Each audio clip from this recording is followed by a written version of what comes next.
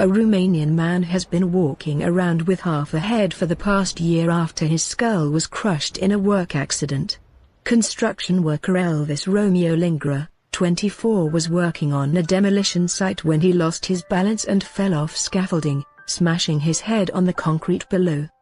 The impact of the 6-foot fall shattered Elvis' skull on his left side, and doctors were forced to remove the bone in order to save his life. Mr. Lingera, from Livada, northwest Romania, spent several days in a coma where doctors battled to save his life. However, in the days following the coma, he did not realize the extent of his injuries until he removed the bandages upon leaving the hospital a fortnight later. Without the left-hand side of his skull, Mr. Lingera's brain is protected by only a thin layer of skin, leaving him unable to work as the slightest knock to his head could prove fatal.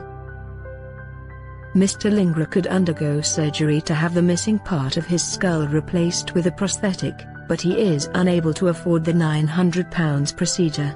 Journalist Alex Prunian, 25, filmed an interview with Mr. Lingera in a bid to highlight his plight. He said, "The accident happened a year ago and left Elvis in an extremely serious condition.